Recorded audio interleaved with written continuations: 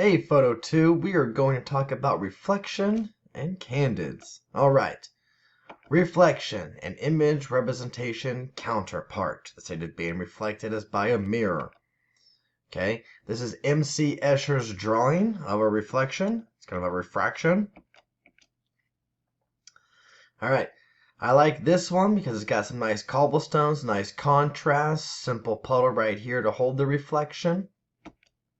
Okay, this one is nice because we've got a little bit of mystery going on through here. We can see her face, we can see part of the reflection, but then this bottom half here is mysterious. Pulled back view, which is nice. This is a symmetrical view. The tree here, the tree here. Symmetrical with an animal. Symmetrical again with the rhino, and symmetrical with the tree again. So using symmetry. This has got some refraction going on with the sunset.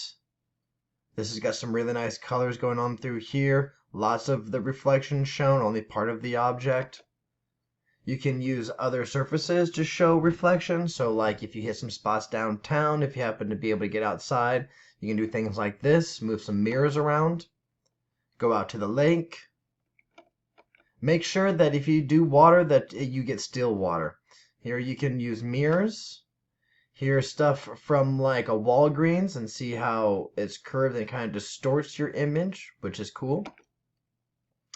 You can get a shot very similar to this at 7th and Kansas, 9th and Kansas, somewhere around there, where you can see the Capitol. 7th and Kansas. Okay. Here, this one works out well because you can see the car hood and the car windshield holds the reflection. Works out nicely, but we can still see that it's the car. There is a sculpture similar to this on Washburn University in front of the Mulvaney Art Museum. It's the Yu Yang sculpture. Using some silhouettes, just capturing the water that's in the hole. Alright, don't do this. You guys, that's just lazy, alright? Don't even try to capture yourself in a sphere ball like that. Okay, that doesn't work. Or this. Okay, I see most of the object, not a lot of the reflection, and it's ripple water, so it's not clear. And then, also for this one, we can't really see the reflection very well. You can see it a little bit here and here, but it is very, very weak, so make sure your reflections are strong. Okay, back to stuff that I like. So, cobblestones, puddles, okay, very still waters. Turning glasses upside down, so of course they took it one way, but then to show it they flipped it around the other way, so you can do that.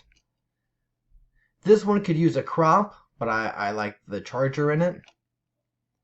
This one's got some nice blur motion to it. This one's nice because we can see what's going on with the car.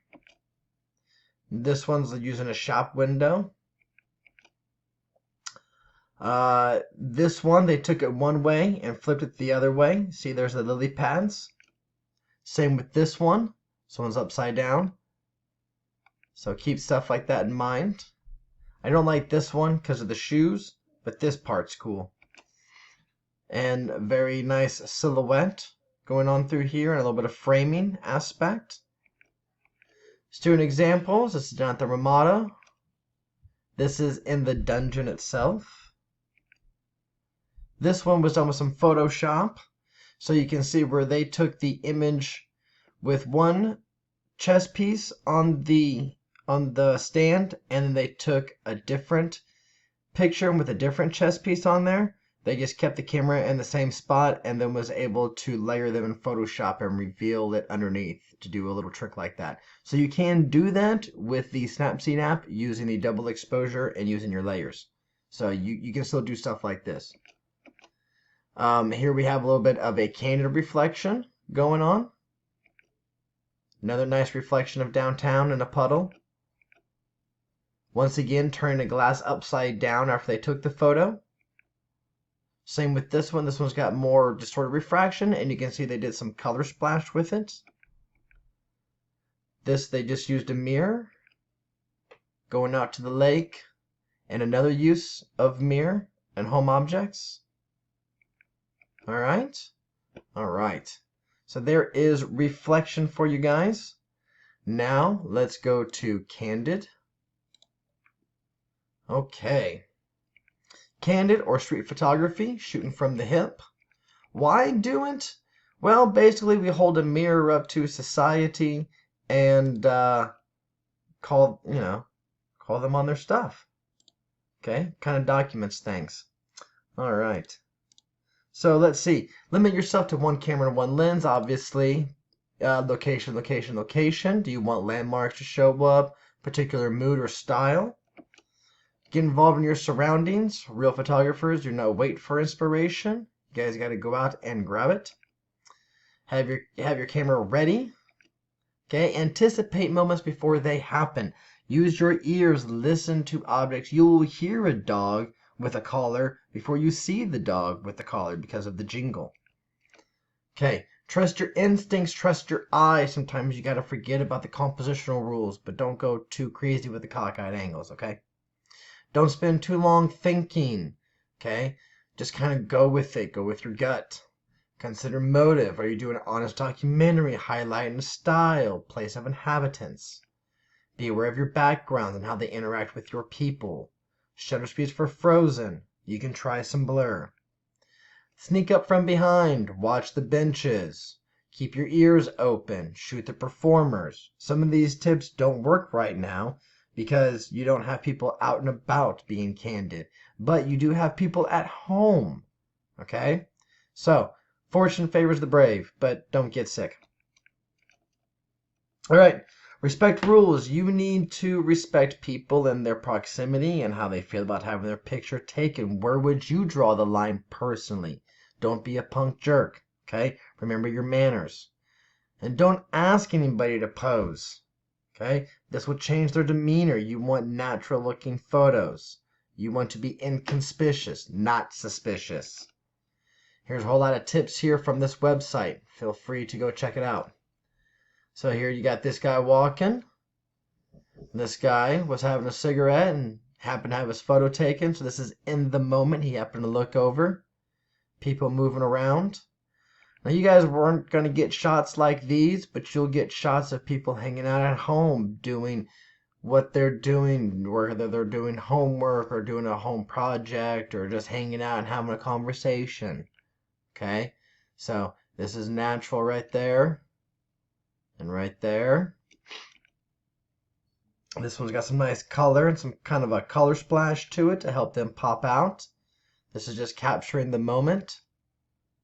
This is fun with Halloween. You could have your siblings dress up in costume if you wanted to. Okay. Here's some more. This one's nice, capturing the person with areas that happen to coincide with how they look. The phone interacting with the person on the phone. You got the kissers. People watching. This one I like because you got the old couple in relation to the young couple. This is nice with the billboard looking at the people. Shadows, patterns. People as they're moving around. Moms and parents, emotional times. People who think that they're hidden, but they're not hidden. Some more candids, people at night, people in busy sections. So, off and alone, blur motion, sitting at a window gazing out. You could kind of stage something like this. People performing, performers again. All right, some student examples at the Bark Park, at the Capitol, another one at the Capitol, out at the park. So guys could get something similar like this maybe.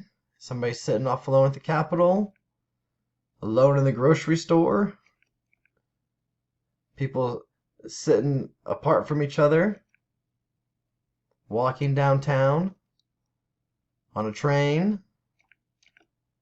sitting outside by a bonfire, walking down an alley, got a little bit of color splash, in a record store,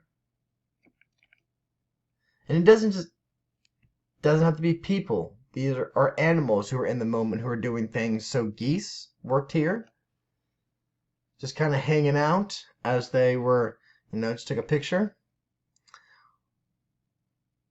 Downtown.